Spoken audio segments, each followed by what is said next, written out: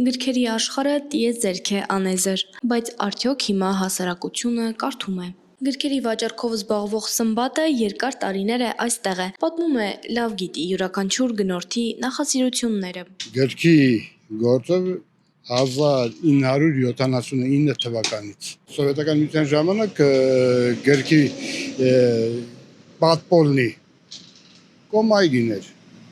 Դրանից հետո անկախության տարիներին առանձին Վերնիսաժ, Մարտիրոս Սարյանի արձան, ըստ մետրո երիտասարդականի այգին եւ այլն տարբեր տեղեր պատզեմկեն ստե։ Յուրաքանչյուր սերունդ իր հետաքրքրությունն ունի գրքերի ընթերցանության հարցում։ Ամենահեշտը ավագ սերունդն է, որոնք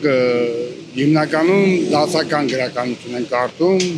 հուշեր, դասական գրականություն։ Կարելի է ասել միջին տարիքի շատ քիչ են կարդում։ Երևի դա էլ իմ մոտ իրանց բացատրությունը ունի իրանց զբաղվածությամբ, քանի որ իրանք որվա մեծ մասը աշխատում են, ստեղծում են, ժամանակ երևի չունեն, իրանք երիտասարդ տարիներին ինչ հասցրել են։ Հարցին, թե որ գրքերն են հիմա առավել վաճառվում, ընդգծում է նրանք, որոնք գովազդվում են։ Ամենաշատը էլի եմ ասում վաճառվում է այն գրքերը, որոնք տարբեր ինֆորմացիոն աղբյուրներով ռեկլամվում են։ Թվային այս դարաշրջանում թվում է, թե գրքին կարող է փոխարինել էլեկտրոնային տարբերակը, սակայն գրքավաճառը հակառակն է պնդում։ Տեսեք, Հեձևի այդ կարծիքը, եթե մոտ մի 10 տարի առաջ ասեիք, ես կհամաձայնվեի ձեր հետ, բայց հիմի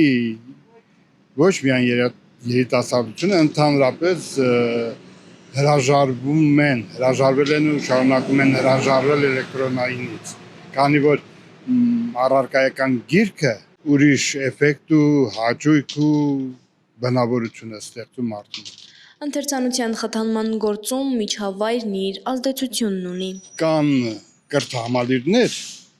եւ դա շատ գովելի է, կրթահամալիրներ, որոնք իրանց աշակերտությանը ոչ թե պարտադրում են, այլ ամառային ընթերցանության, դասաժամեր պատմական գրականություն են ընթերցել տալիս, քանի որ գիրքը գրականությունը բնավորություն ձևավորելու, կերտելու լավագույն միջոցն է։ Եվ ուրեմն պետք է կարդալ ու էլի կարդալ։